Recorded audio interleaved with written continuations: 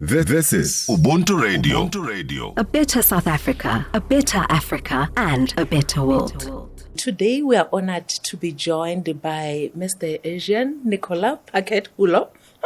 That was tongue-biting. The head of the International Committee on Red Cross Regional Delegation, Southern Africa. He's based here in Pretoria, and his current role Mr. Paquet-Rouleau is someone who oversees the ICRC's humanitarian diplomacy, notably in Angola, Botswana, Eswatini, Lesotho, Malawi, Namibia, South Africa, and Zambia, as well as Zimbabwe. I would like to welcome you to Ubuntu Radio. Thank you so much, Thelma. It's a pleasure to be here. Thanks for having me. Well, many are not so familiar with the work of the ICRC. We only know the emblem. I would like us to explain a bit about the organization's mandate and its work in Southern Africa. Absolutely.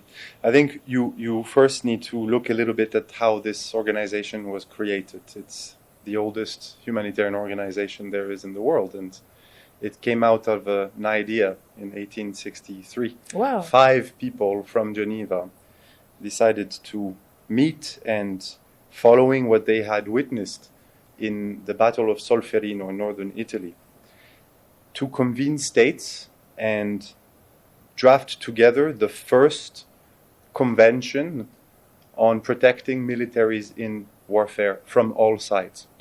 And from there, this organization was created. It would be a relief organization that would coordinate the activities in favor of fallen soldiers and wounded soldiers of all sides.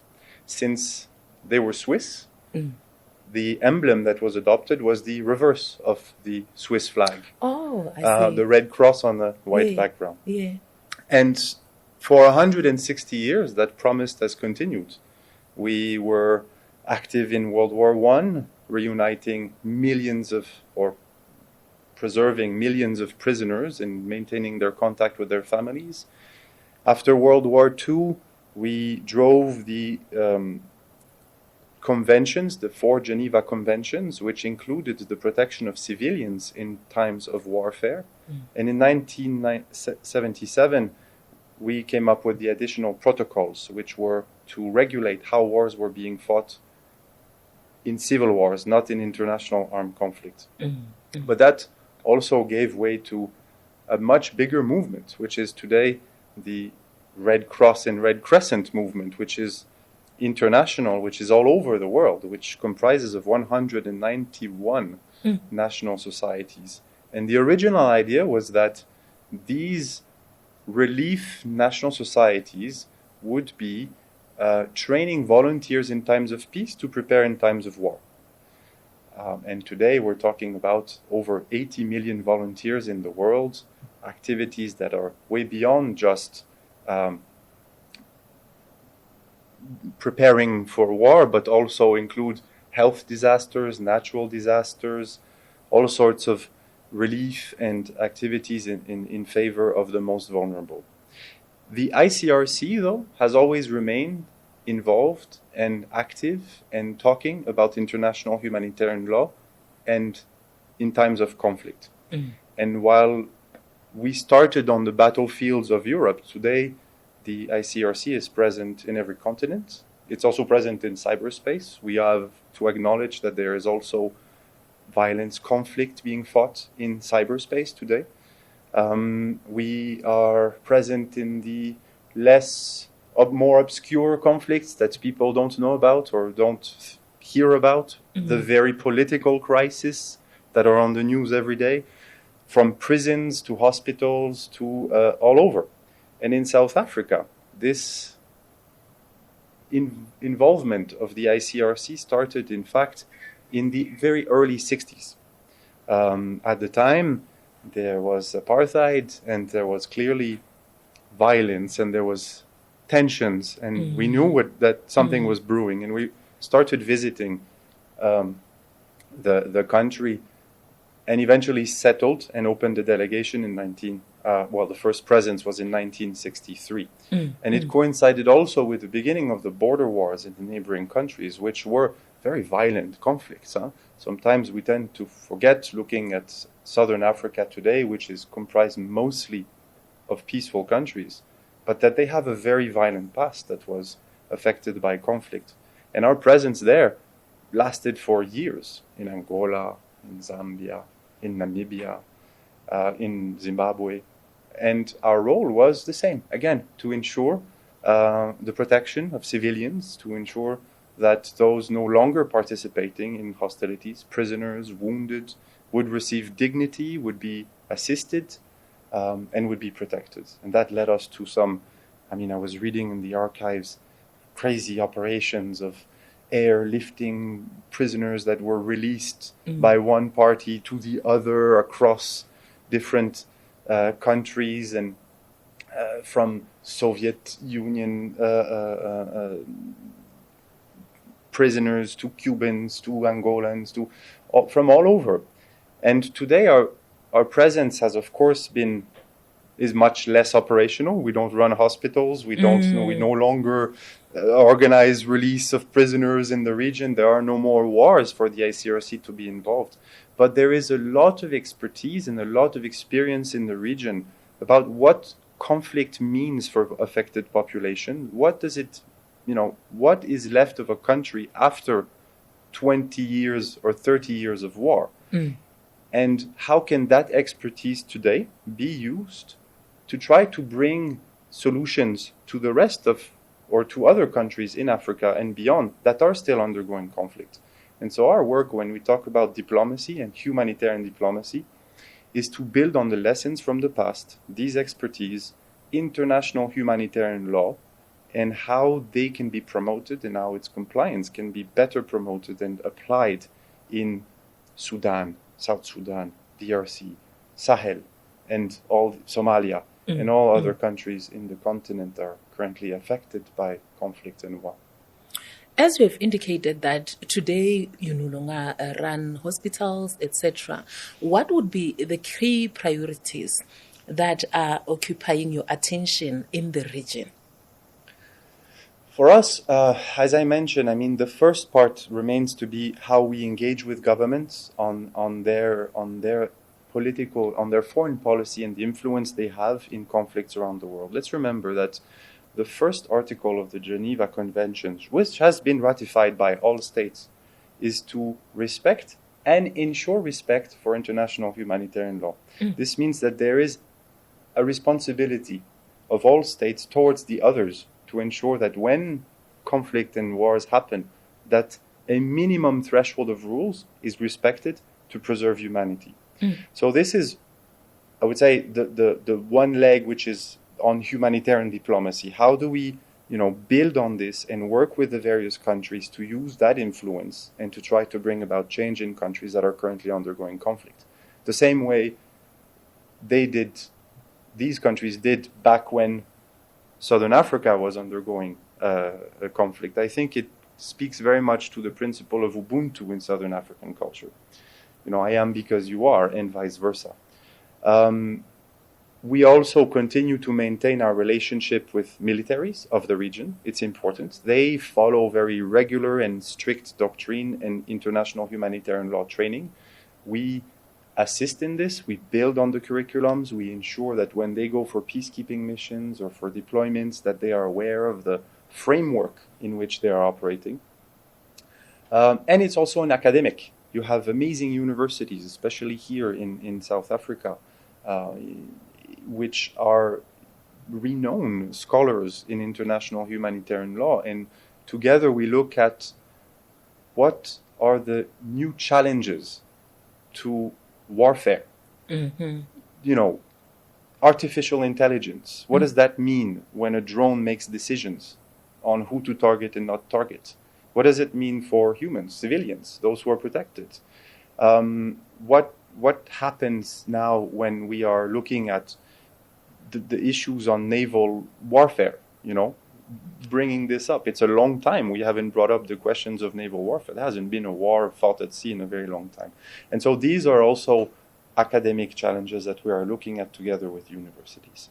I would say the second leg of our work, which is coming back to the original history of the International Committee of the Red Cross as a member of a bigger movement of Red Cross and Red Crescent societies, it's how our relation within this biggest humanitarian movement in the world and our role in this, in our statutory commitments, our coordinating role, our supporting role to national Red Crosses today that need to be at the forefront of battling Ebola in DRC or floods in northern South Africa or in Botswana.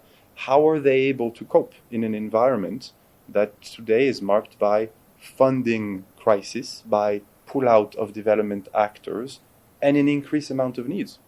And on this, it's also how do we ensure that these Red Cross societies, and I'll give you the case in South Africa, but it's a lot of places, how can they continue to be perceived neutrally without being seen as a political organization when they bring assistance to migrants, or when they bring assistance to wounded, or when they bring assistance to a member of a community or another community? Their role is impartial. It's to address those who need the most assistance. That's the second leg, working with those organizations that are part of the family, in ensuring that they remain relevant, that they remain seen as neutral, that they remain respected and able to do their work. And the third one, which is a little bit of what I tend to call a little bit our startup. You know, we have a very small office here compared to what it used to be or what it is in other places where there's conflict. And because of the past history particularly in South Africa, but in the region, because of the expertise developed here, the strength of the universities and of the systems, there was a lot of development in forensic sciences that we've worked together. And when I talk about forensic sciences, usually people will think, oh, okay, yeah, sure, DNA for criminals and how to find. Sure, yeah, there's that, but we're not too much involved in this. But for us, it's rather every time in a conflict someone goes missing, or on the battlefields, human remains are not recuperated. Wow. Or IDPs or refugees leave somewhere and go missing and end up in a morgue somewhere. There's a family looking for them. Of course. There are friends looking for them, and it's often very hard to trace them or to know where they've been. They called, and when they stopped calling.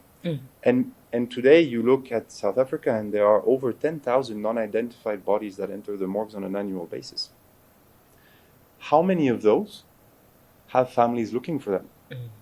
And so the idea being, and this is what we've developed in the last 10 years together with South African institutes, academia, and also the South African Red Cross, how can you use all that expertise and advancement and technological novelties for criminal forensics to apply it to humanitarian forensics, to be able to connect the countries where we know families come to our offices and say, last time I heard of my husband or of my wife or of my brother was on that date, and since then nothing, and he said he was leaving because the war had forced him to go, and nothing since.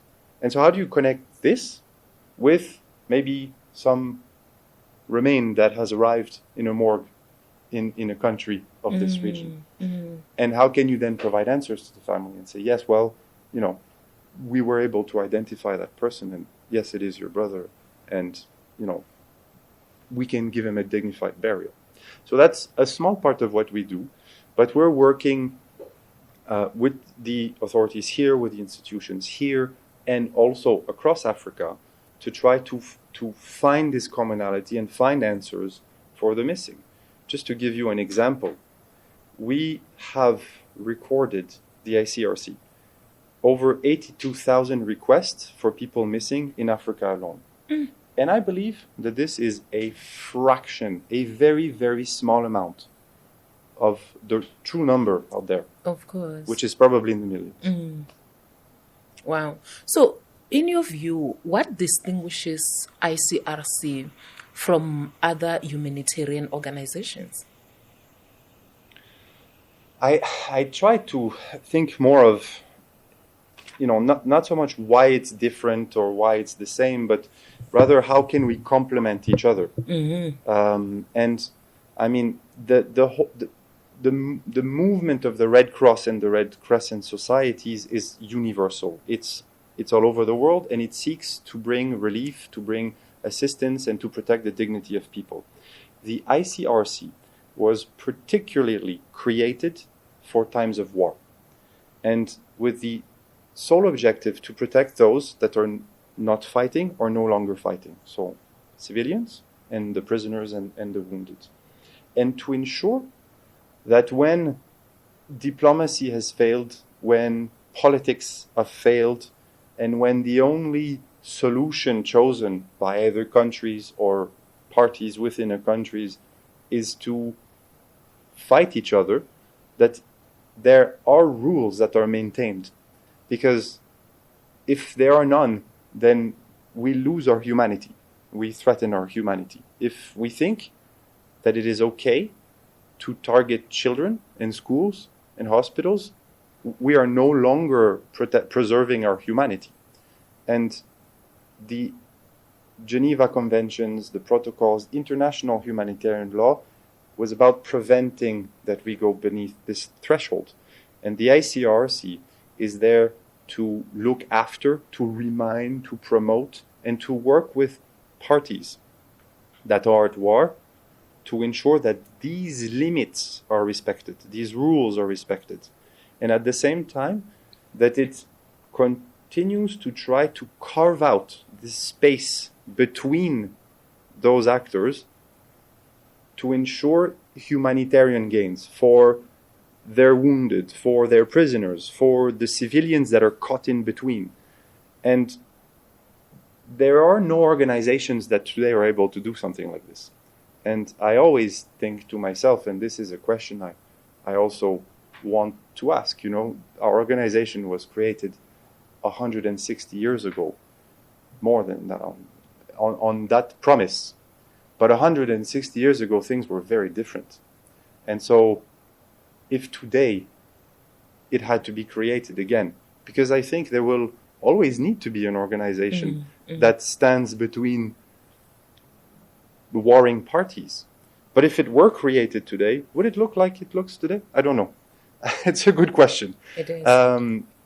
And so, yeah, I mean, I've now been working with this organization for the last 16 years in some of the most difficult places, in some of the most high-pressure contexts, where you see what it means for people when rules are not respected. And it continues to drive this motivation, and it continues to necessitate this presence, not only on the battlefield, next to those civilians, next to the people who are suffering, but in capitals like Pretoria, like Beijing, like New York, like London, where we are also there to remind decision makers and state leaders, hey, this is what it looks like on a battlefield. Be careful. If the rules are not respected, that can happen. Well, Africa continues to face multiple humanitarian pressures, including conflict, displacement, food insecurity, and climate shocks. How would you assess the humanitarian landscape in the continent today? My short answer is that it's not very promising. It's not looking good. We came out just a week or two ago looking at the amount of conflicts that are ongoing in the world today. And in 2024, we had approximately 130. We have a little bit more in 2025. International armed conflicts are on the rise. More conflicts in the same countries have increased. Not necessarily more countries at war, but more conflicts in the same countries. And when we look at the African continent, there are about 51 conflicts right now. This is double what it used to be 5 years ago. And the number of, just in Sudan, the number of people who have been displaced is over 12 million people. This is numbers we weren't used to listening to. Just 5-10 years ago, this was not something we were accustomed to. And what is, again, and I link it, I will always link it to international humanitarian law as a basis. And, you know, what is happening in these cycles, and we are seeing this on this continent, but not only, is when you have countries that decide to invest in military, in defense, in weapons, that's fine. That's their premise. We're not a peace organization either, so it's important to mention this. But if there are no investment in protecting their own population, in mechanisms to ensure that, you know, eventually, if you invest militarily and you put an emphasis on your defense, it's more likely than not that conflict will happen. And when it does, what do you have to protect your civilians? What will happen if your hospitals are targeted, your schools, if your population starts suffering from the disrespect of rules? And what we are seeing today is populations that, or rather, I would say, it's that wars without rules turn against civilians. They may start targeting military sites and following rules and protocol. Eventually, they end up targeting civilian infrastructure, water infrastructure, health infrastructure. Medical personnel start fleeing. Economy stops. Fields are no longer cultivated. Schools are abandoned. And so when you look at these consequences and you think of the population, what's going through their minds? Well, the first thing that's going through their minds is, where can I be safe? And then, where can I find food? And then, where can I find proper services? And when the answer is not here, not there, nowhere, then it's to move further and further. And then you have patterns of people in the millions that are displacing, that are seeking refuge in other countries, that are, and so on and so forth. And then you build this kind of cycle of suffering. And today, we are seeing this more and more in the world. We're also seeing this in Africa, from the countries I mentioned, whether that's Sudan, whether that's the Democratic Republic of Congo, whether that's the Sahel, Somalia, Central African Republic. I mean, the list is unfortunately quite long. The ICRC is often seen as the guardian of international humanitarian law. In layman's terms, what is international humanitarian law and why should citizens care about it? In layman's terms, international humanitarian law is the set of, it's the law of armed conflict. It's the set of rules that represent the lowest common denominator to preserving our humanity. When talking about the example I just mentioned on states militarization, and I mean I think I read there's, in the last years the world has spent $2.7 trillion on armament, militarization. The whole humanitarian sector asked 50 billion and didn't even get it. And so if you also don't invest in a set of common rules for what happens to your population or what happens during a conflict, that civilians are protected, that essential infrastructures are not targeted, that prisoners are treated in a dignified manner, etc., etc. A set of rules, by the way, and we did a study a year or two ago on where do these rules come from, because there's this misconception that it is very European-centric, that this comes from Switzerland and it's the Swiss, founder of the Red Cross that drafted this. But in fact, we did a tour of African countries and we asked, what are some practices that your warriors way back when had regarding capturing the enemy. And you would see in the scriptures that actually what one tribe would say is that if you captured a warrior, you must give him food, you must give them water.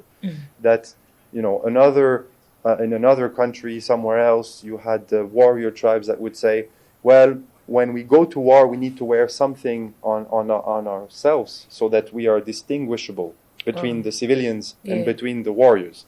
And some that would say, you cannot attack women and children. This, I'm talking about things happened thousands of years ago. So it's not, and whereas the Geneva Conventions were officially shared or adopted in 1949. So it doesn't, international humanitarian law is absolutely not a Eurocentric Western thing. It's something that is common to all humans. And what it does is that it ensures, one, that the populations are protected whenever there is war, that they and that the groundwork for reconciliation, what comes after conflict, is paved, because the way that wars are fought is inextricably linked to how the peace is won. If your army has done the unthinkable to the other army, how can you ever forgive them and find peace? How can the population accept within the same country to one day reconcile with their neighbors if there were no rules, if they burned their houses, if they destroyed their hospitals and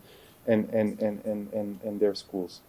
And so having these sets of rules, they're quite basic. You look at the Geneva Conventions, it's not thicker than a thumb.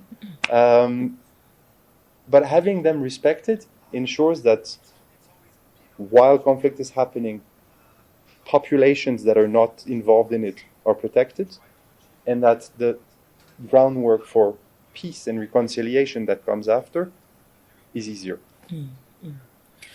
Currently, the world is facing devastating conflict, and like in most parts of the world, including the Middle East, as well as here in South Africa.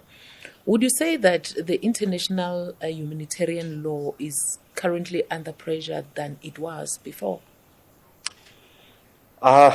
It's always been under pressure. It's always been there's always been a temptation to do shortcuts to try to achieve your objective faster. But I think today we are seeing a moment, a very critical moment, where the idea of fighting, that without rules or without norms is something that is acceptable. And we really want to caution against that. And again, it's very short-sighted in the sense that maybe, a no-rules approach can make you think that you'll accomplish victory faster. The problem is, and we always bring it back to, well, would you want your mother, or there are parents in this room, would they want their children to go fight in an army when there are no rules? What does that mean for them? And so it's very quick to say, we'll obliterate this and obliterate that, and there's no rules. But at the end of the day, those who will pay the price is not the politicians that make the declarations, is the very own citizens of this politician that is declaring these information.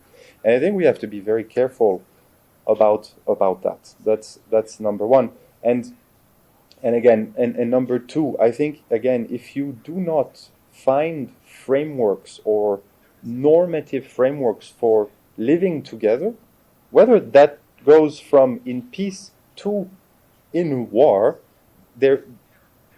our common humanity is threatened.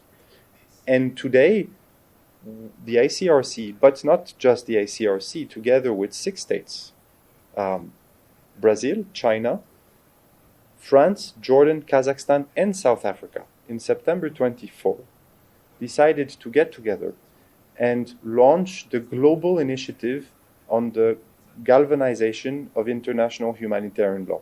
And their message is very clear. It is not to say we need to reinvent it, we need to rewrite the Geneva Conventions. No, these they are good the way they are. But we need to bring this to the political level. Right now, and I can tell you from experience, there is not one legal advisor of a military that I have met that did not know better than me what is written in these rules and what are the guiding principles and so on. But the problem is not at there. It's not at the legal, it's at the political level. If there is no political accountability for respect of international humanitarian law, if there are no longer states that cry out when other states are committing what they shouldn't, when there is no longer the I watch you and you watch me kind of mentality that the world had coming out of World War II, to prevent the worst from happening again, we will go right back to it. And so this global initiative that was launched by these 6 states aims over a period of 2 years, so from September 2026, and it will culminate in December 2026 in Jordan, at the invitation of the King of Jordan, to convene all states and all state leaders to declare politically the support to international humanitarian law, to galvanize it again, to remind all of us, all our humanity, that this needs to be a political priority, or else we are going to repeat the mistakes of the 20th century that we have seen in World War II, but also in Rwanda. And I mean, the list is again very long, and I don't want to quote it here, and this is very important. And this is one of the ways that the ICRC and those 6 states and a collective today of 111 states that have decided to join on to this initiative want to fight back against this indifference to the rules, this impunity, this sense of impunity to international humanitarian law. So then, what measures are in place to ensure accountability when the international humanitarian law is dishonored? It's a good question, and it's a question that goes a bit beyond to all the bodies of international law. When states are sovereign, you have, of course, the International Criminal Court and the International Court of Justice, and they have a role for accountability, but it's not necessarily an enforceable role. I mean, and hence why, again, the message about the need to have international humanitarian law accepted at a political level. The restraint will come from states themselves. There is no punishing body for the world. There is no world police. We are each other's world police. The United Nations was created as a platform to discuss differences, so that there would no longer be wars, and that generations to come would be spared the fear and the scourges of conflict and suffering. These are platforms where accountability is meant to be respected or felt, but it is not that the ICRC is in any way an authority that can come and punish or arrest or indict those who cause or who break the rules. Well, when we look at your experience, you are a seasoned humanitarian leader with years of experience at the International Committee of the Red Cross, where you held senior operational and strategic roles across Africa, the Middle East, Europe, Asia, etc. From your experience, what are the most effective ways to prevent conflicts from escalating into humanitarian disasters? It starts, I think the communities are very important in this, Thelma. Leaders, education. I think, June is the month of the youth here. Yes. And on the 16th, it will be an important commemoration of the I think in 80 years, is it not? It's 50. 50, sorry, Yeah. 50, 1976. And we have to work at various levels. I think ensuring that the youth are educated in what the rules are supposed to be, what international humanitarian law is. I've had the chance to be invited a couple of times here to speak to the DIRCO cadets, and we talk about issues of international humanitarian law and multilateralism and, what is the world out there and how wars are happening and how can they help mediate their end and so on. And I'm really encouraged, by the way, by their optimism, by their energy, and I think there's a lot there. And we cannot ignore the force, and especially on this continent, which is the youngest continent in the world, with a promising future, if this generation is aware and of how and what to do to avoid repetition of the past mistakes. So I think working with young people is extremely important. We do that in universities, and we do that here, and we do that wherever we work. I think it's not just that. They will look to us. What are we doing? And so it's very often easy to say, oh, well, the next generation is the future, and we have messed it up, so, forget about it. They will do something better, and so on and so forth. We also have a huge responsibility in leadership. We have to address the issues. We have to present them. We have to accept that we may have failed in places, and that what they see today is not what it should be. Then, and that is the acknowledgement we have to do. In terms of education, clearly there needs to be a better awareness from all decision makers of their responsibility as politicians. And sometimes, we're asked do you talk to these, are you, political, or what's neutrality? I mean, we're bipartisan, we talk to all people, but when we talk to states, we talk to representative of states. Governments are representative of states that have signed and ratified the Geneva Conventions. These are the people that we want to talk to, not necessarily who conforms this. What political party is this individual from? That's not what it's about. We have to elevate this responsibility to a representative of states, to states. And I think this is one of the elements that can work when states and state leaders feel a responsibility for what they do unto others and what will come unto them in their populations. And then when I started speaking about communities, I think there is a lot. They need to be included in a lot of, how the mitigating the effects of warfare on them. And we spoke a bit earlier about the missing and what that means for families. I think they need to be included in the discussions when it comes to reconciliation, when it comes to mediation. What is the price that the population is paying? And I can give you an example. You will see there are multiple platforms in Africa, but also beyond today, that are looking to mediate conflict. And we're very much supportive of that. There needs to be more investment in peace. There needs to be more investment in mediation.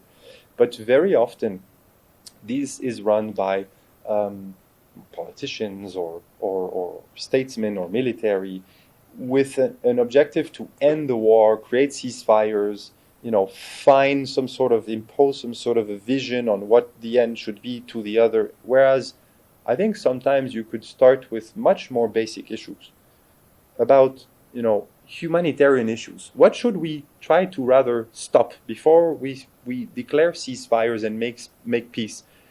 Perhaps we should, ensure that water continues to flow in this country, or in this village. Maybe we should ensure that the children can pass their yearly exams in this. And I think here what would happen is that you would be actually, and this is the experience that we have, I've seen that in these localized agreements. In DRC, we've managed to make some of those in Syria, in Yemen, South Sudan. And so once you start to look at it this way and you say, well, you're fighting me, okay, but, are we against the fact that these children should pass their yearly exams? No, of course not. So, okay, so let's work on that. Let's allow them to get there. And eventually, with this, you build. And you can build confidence. And you can ensure that your communities are spared the worst of this war, and eventually are empowered to also assist in finding solutions and reconciliation and eventually peace. Africa continues to champion dialogue and mediation as tools of peace.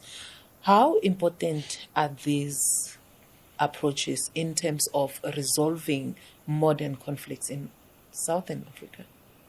How important are these tools like peace as an approach to resolving a conflict? I mean, it's the ultimate objective, and I think it's extremely important. And that's one of the reasons we are here also, because we encourage and we want to work alongside and we want to be of use to South Africa's initiatives in trying to mediate conflict and find peace. That's also some of the discussions I have with the DIRCO cadets on their intentions and their ambitions. It is critical. It is critical. It takes a lot of courage to do that, because there's always the possibility of failure. Maybe it won't work, and then what happens? What happens to the image and so on? But the greater good is more important. And so the first thing I want to say is that definitely something that we encourage, that we wish was taken up by many more states and more vocally to push mediation and to ensure that there is a pathway to peace when war has broken up, that there are more investments in ways and mechanisms of finding peace than those for finding war. Too often today, political solutions are quickly turning into wars when in fact there are many more steps before reaching that. And I think I can again, maybe linking back to the conversation we had before, I think sometimes it's useful to break down a little bit what it means to reach peace. And you can ask that question, what is peace, right? What is peace for you, for me, for anyone here? It can be a quite abstract concept. But if your objective is to have, a person holding a job for which they, earn money that allows them to take their kids to a birthday party at a restaurant without the fear that something would happen. There you're getting into probably what peace is. So if you break it down, then okay, what does it mean to allow, people to go to the restaurant? And how do you make that happen? And again, I think here you start touching international humanitarian law. How do you spare civilians from conflicts? How do you ensure that services that are provided to them, for which they pay, and which allows them through their income to also generate an economy, work the industrial sector, the farming sector, produce food, etc., and have that chain continue? How do you ensure that this is preserved from when conflict happens? And it's not necessarily just about saying, let's find ways for warring parties to shake hands and say they're not willing to fight anymore. That is absolutely important, but sometimes maybe there are a few steps to this. And I recall, this is a personal story, but I recall that the ICRC was involved in one of the conflicts I worked in carrying members of one military and of the other armed group to an airport, from where they were going to be taking a plane to meet in a third city in another country, where they would start to discuss about potentially being able to end the war. And that was very difficult, because it meant, well, first of all, you're in your white Land Cruisers with the Red Cross. Half of them are have members of one military, and the other have the adversary, right? So you're in, this is the same cars, and you're in there, and you're hoping they don't meet too much. And we need to cross front lines to get to that airport. So from one side to the other, and front lines are not easy places to cross. They're dangerous and so on. And I think that's acknowledged by everyone in the car. I'm not talking. It's silence. All you hear are the gunshots and the war that's going on around you. And we reach the airport, and we're able to get them onto the plane. And then one of the generals says, the journey to peace is made of 1,000 steps. But I'll remember that the first ones we took were with the ICRC, and they were humanitarian. And I think that's one of the things to have in the back of your mind when you're going for mediation, when you're going to try to solve or to find peace in any given conflict, be it in Africa or elsewhere. Interesting. So, what crucial role do regional organizations such as SADC, the African Union, play in, and also in working with the ICRC in terms of bringing peace, security, and stability in the region? Excellent question, and thank you for bringing this up. They're very important. I mean, today you look at the role SADC has played, be it when the violence in Madagascar occurred, or also in Tanzania, and so they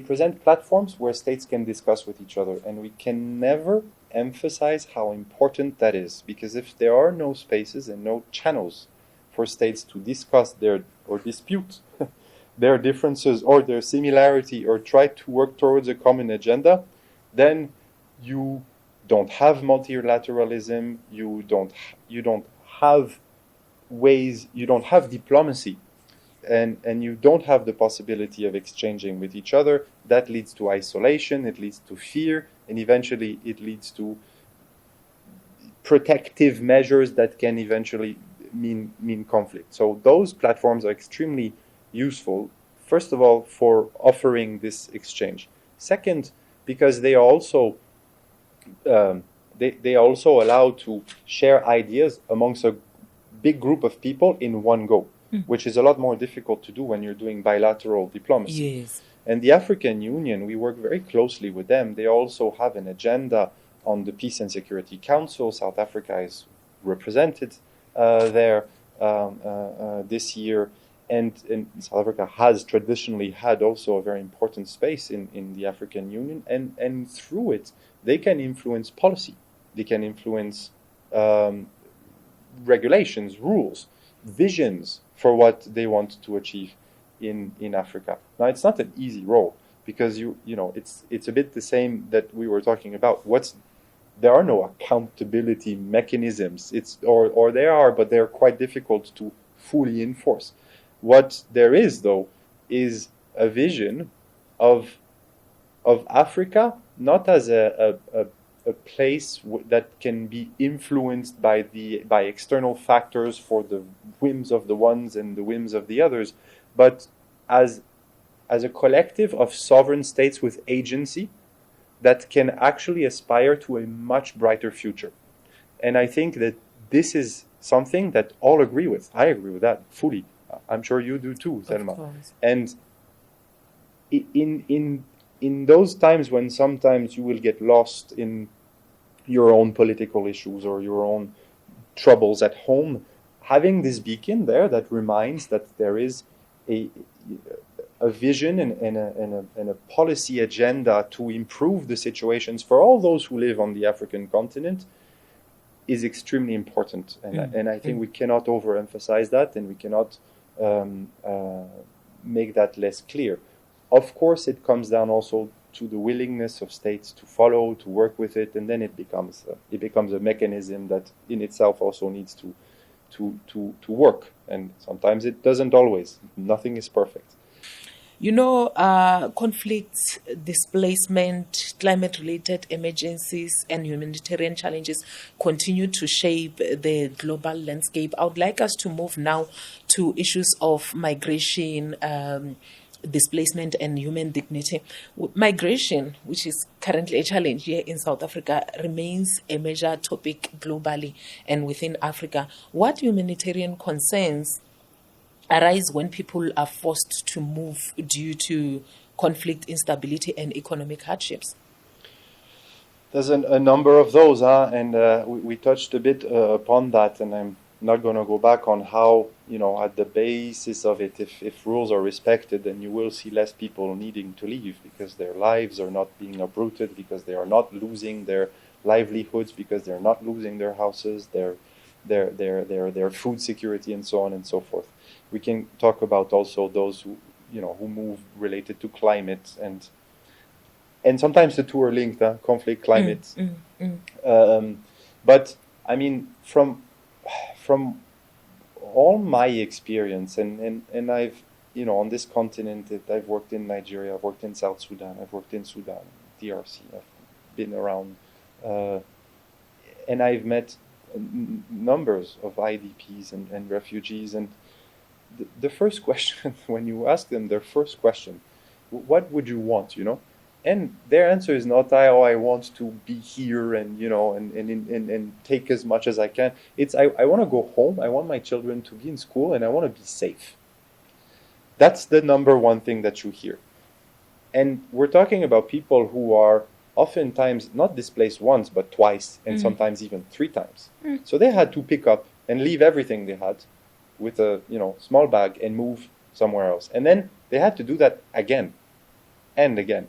And so by the 3rd time, it is people who are desperately vulnerable. It's people who have, most of the time, lost members of their families. They don't know. Are they dead? Are they alive? Where are they? Sometimes it's children. They've lost children in the way. And the ICRC reunites children on a regular basis with their parents.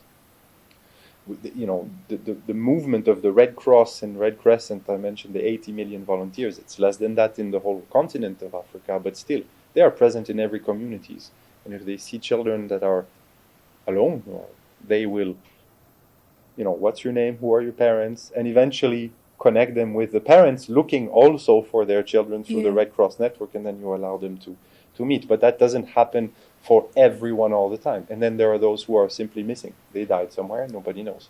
So that's one major concern. The second concern is for the fate of their children. What kind of education do you have if all you're doing is living off of your backpack from one place to another, arriving in environments when schools are occupied by other displaced persons, or sometimes just too full, or you don't speak the language. How do you get an education, and how can you then hope that generation will prevent what has happened from happening again if you have children who are not having the chance of being in school, of learning, of developing, and of eventually having aspirations of a career, of a family, and of stability. Then you have, of course, all that is linked with poor services, poor water, poor nutrition, poor health, climate effects, etc. And that leads to diseases, that leads to chronic diseases. And then you have what you see in many countries, the host communities, which, are always very mobilized at the beginning to say, well, we have in solidarity with what you are going through, but eventually also feel the same burden. They also have the same issues in terms of climate effect, food security. Prices are going up for everybody. Fuel is going up for everybody. And so at the end, you ask yourself, how can I continue, showing this solidarity if it's also affecting me? And so there you start having problems between communities. And that's something we see from Southeast Asia to Latin America. It's everywhere. Is it right? Of course not. It's not because it's global that it makes it right. But I also think here that it's a tremendous responsibility also for states to choose. What do we do? Do we say yes? Do we say no? How do we move forward with that? But I do think that there is more that can be done before this happens, and that's through how do you protect those populations when war breaks out? How do you prevent these displacement? How do you ensure that communities can continue to enjoy peace, relative peace, livelihoods, farming, etc. And if their interests are protected, they're much less likely to go anywhere. What misconceptions about migrants would you like to address? I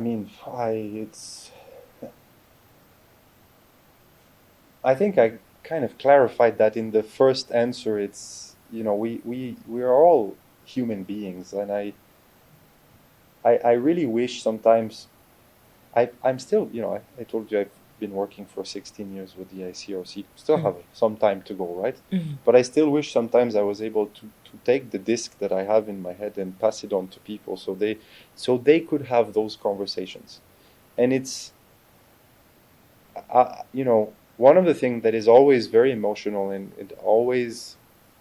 it gets you, is that we will get to travel and to go to those places where the population is as vulnerable as you can imagine. They have nothing.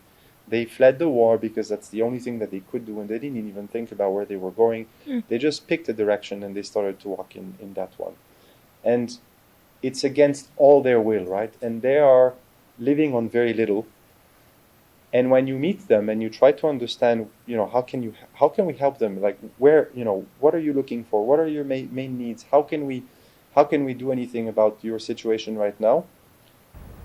Thelma, 1 out of 3 of them offers you something to eat or to drink. And that's very touching. They have nothing.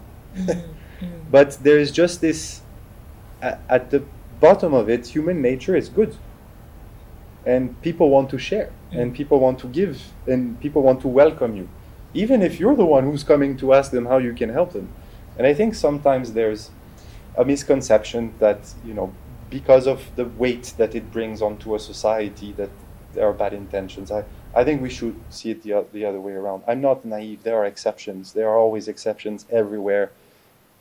But I think we should look at the good in people before we pick out the ones that are bad. I have to agree with you on that one.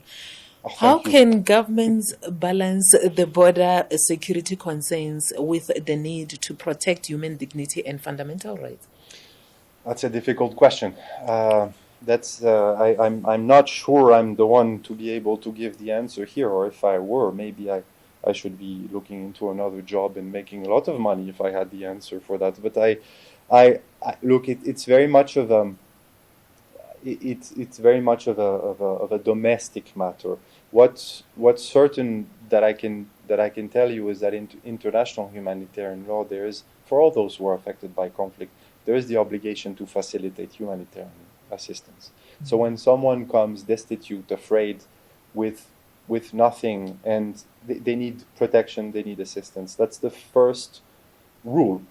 And so then how do you enforce your border risks? Well, these are also very valuable and valid. They need to be. The countries cannot be just, if you're rich here and you're poor there, then there's a huge transfer of population into the other side. That is not a model for economic success. That's not a model for living amongst each other. So for sure, borders need to be functional, they need to be enforced, etc. But I think, again, the mentality should also be that anyone looking for protection and coming to your border should be welcome. That's another unwritten treaty between humans.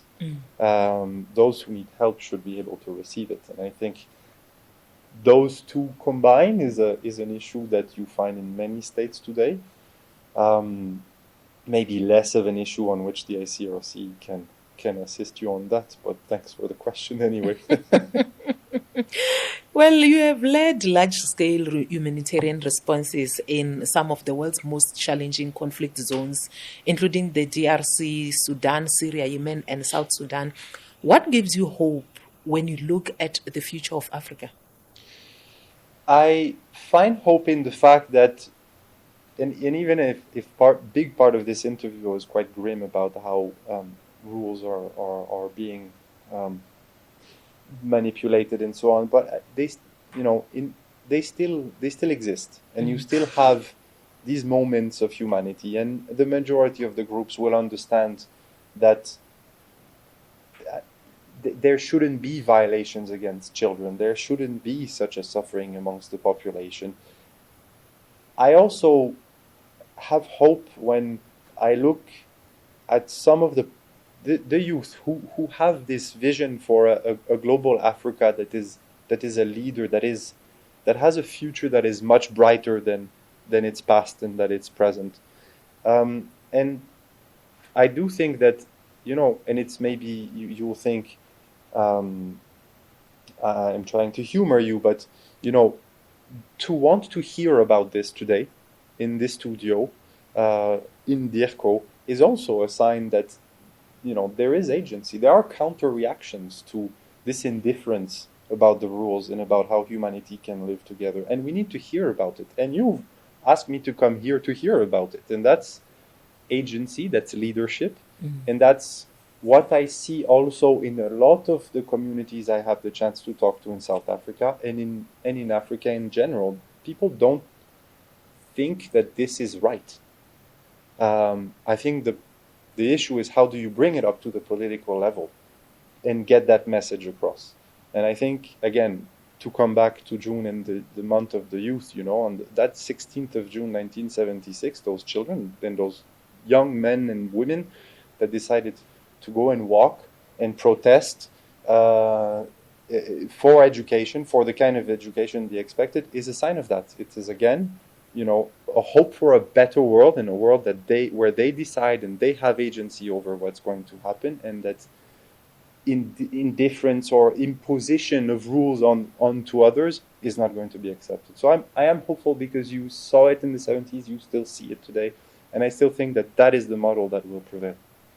As we bring this conversation to a conclusion, there might be some young people out there watching or listening, wondering that how can I get involved in humanitarian affairs or diplomacy and international relations. I want you to give them some sort of advice, and how can they contribute towards a better world for everyone?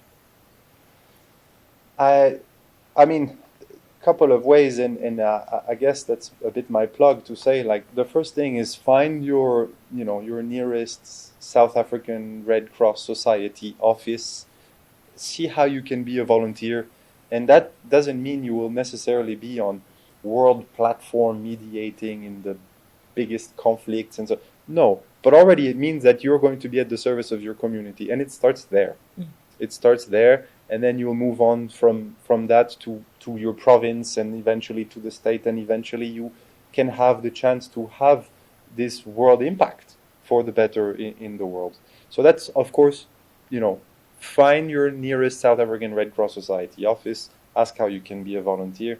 Then, of course, it's always, I think today we have to say that don't believe all you see on social network. There's a lot of disinformation. We didn't talk about it too much, but there's a lot of it. Have your own opinions, be critical with one another, be critical about what you are seeing, don't accept the status quo. Read, document yourself, inform yourselves, and of course, be interested in international humanitarian law, in international law in general. There's a whole world out there, and it's sometimes easy to think that because of the problems you experience in your own house, the neighborhood's not important. It is just as important. If the neighborhood's doing well, you'll do well in your house, and vice versa. Well, growing up, there was a saying that goes like, believe none of what you hear and half of what you see. I think that saying, it's more relevant now than it was years ago. Well, thank you so much for having me time to come to the studio and have this conversation with us. We believe that we are going to have more engagements in the near future. I'm very much looking forward, Thelma. Thank you so much for having us. It's been a pleasure to have this conversation with you. This is Ubuntu Radio. A product of the Department of International Relations and Cooperation, South Africa.